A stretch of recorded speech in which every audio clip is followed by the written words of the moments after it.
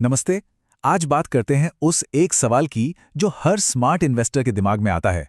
Residential और commercial properties में से बेहतर इन्वेस्टमेंट कौन सा है? चलिए इस बड़ी दुविधा को आंकड़ों और एक्सपर्ट एनालिसिस के साथ समझते हैं।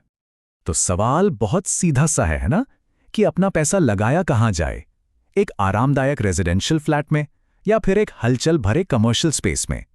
इस एनालिसिस के आखिर तक इस सवाल का जवाब खोजना काफी आसान हो जाएगा। अच्छा, किसी भी इन्वेस्टमेंट में कूदने से पहले चलिए सबसे बेसिक सवाल से शुरू करते हैं। एक अच्छा रिटर्न आखिर होता क्या है? यह समझना इसलिए जरूरी है क्योंकि इसी से किसी भी इन्वेस्टमेंट की उम्मीदें तय होती हैं। और हाँ, यहाँ पे थोड़ा रियलिस्टिक होना पड़ेगा। आज के मार्केट में अनलिमिटेड मुनाफे का कोई जादुई फॉर्मूला नहीं है। हर इन्वेस्टमेंट अपने सीमाओं और संभावनाओं के साथ ही आता है।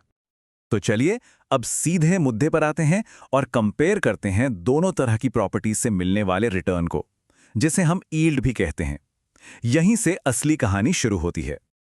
अगर आंकड़ों पर नजर डालें तो मुंबई और बैंगलोर जैसे टियर 1 शहरों में रेजिडेंशियल प्रॉपर्टीज से जो रेंटल यील्ड मिलती है वो औसतन 3 से 5% के बीच होती है। ये एक इंपॉर्टेंट नंबर है, इसे याद रखना है। मतलब 1 करोड़ की प्रॉपर्टी पर साल का 3 से 5 लाख रुपए का किराया। अब जरा कमर्शियल प्रॉपर्टी का आंकड़ा देखिए। एक अच्छी लोकेशन और एक सॉलिड टेनेंट के साथ यहां 6 से 11% या उससे भी ज्यादा की यील्ड मिल सकती है। मतलब फर्क साफ साफ दिख रहा है और ये बहुत बड़ा है। ये चार्ट इस अंतर को और भी क्लियर कर देता है। देखिए, एक तरफ है रेजिडेंशियल प्रॉपर्टी का रिटर्न और दूसरी तरफ कमर्शियल का, जो कि सीधा सीधा डबल या उससे भी ज्यादा है। ये कोई छोटा मोटा फर्क नहीं है। ये इन्वेस्टमेंट के रिजल्ट में एक बहुत बड़ा बदलाव ला सकता है। लेकिन रुकिए, कहानी सिर्फ इन नंबर्स की नहीं है। ये असल में दो अलग अलग इन्वेस्टमेंट स्ट्रैटेजीज के बीच चुनाव करने जैसा है। सवाल ये है कि प्रायोरिटी क्या है?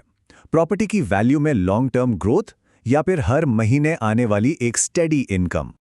तो यहीं पे सबसे जरूरी बात आती है। देखिए, रेजिडेंशियल प्रॉपर्टी को बेचना अक्सर आसान होता है। मतलब लिक्विडिटी ज्यादा होती है, जो लॉन्ग टर्म एप्रिसिएशन के लिए बहुत अच्छा है। वहीं दूसरी तरफ कमर्शियल प्रॉपर्टी में इन्वेस्टमेंट तो बड़ा लगता है, पर उससे एक मजबूत कैश फ्लो और लंबे लीज अग्रीमेंट्स मिलते हैं, और ये स्टेडी इनकम के लिए एकदम परफेक्ट है। चलिए अब इन थ्योरीज को जरा रियल वर्ल्ड में अप्लाई करके देखते हैं। हम भारत के दो सबसे बड़े रियल एस्टेट मार्केट्स मुंबई और बेंगलुरु पर फोकस करेंगे, ये समझने के लिए कि ये सब ग्राउंड पर कैसे काम करता है। मुंबई की बात करें तो बीकेसी, बांद्रा और पवई जैसे प्राइम लोकेशंस ये कैपिटल ग्रोथ की कहानी कहते हैं। मतलब यहां प्रॉपर्टी की वैल्यू टाइम के साथ लगातार बढ़ती रहती है, जो इसे लॉन्ग टर्म इन्वेस्टर्स के लिए बहुत अट्रैक्टिव बनाती है। अगर अच्छी यील्ड और ग्रोथ दोनों का एक मिक्स चाहिए तो नवी मुंबई एक दिलचस्प ऑप्शन है। आने वाले एयरपोर्ट और ट्रांस हार्बर सी लिंक की वजह से सीवुड्स, खारघर और उल्वे जैसे इलाके एक हाइब्रिड इन्वेस्टमेंट का मौका दे रहे हैं।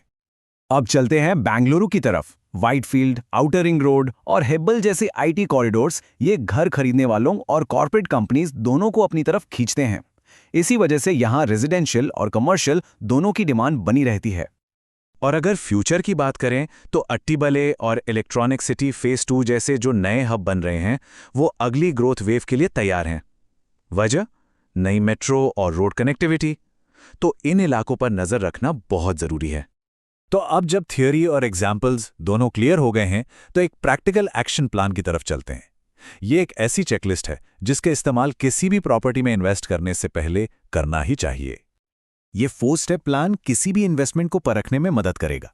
स्टेप 1, ग्रॉस यील्ड चेक कीजिए। स्टेप 2, सारे कॉस्ट्स को ध्यान में रखिए, जैसे मेंटेनेंस और प्रॉपर्टी के खाली रहने का खर्च। स्टेप 3, उस एरिया में इंफ्रास्ट्रक्चर डेवलपमेंट कैसा है इसका अंदाजा लगाइए।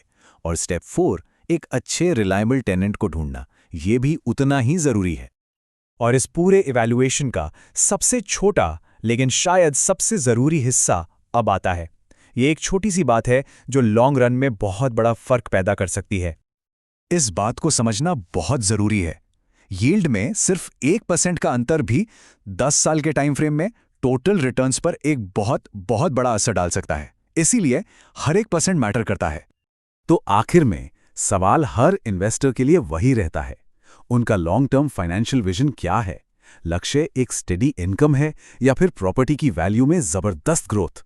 इसी सवाल का जवाब तय करेगा कि रेजिडेंशियल और कमर्शियल प्रॉपर्टी के बीच ये चुनाव किस तरफ जाएगा। क्योंकि एक स्मार्ट इन्वेस्टमेंट सिर्फ आंकड़ों का खेल नहीं है, ये अपने भविष्य के लिए सही कहानी चुनने के बारे में है।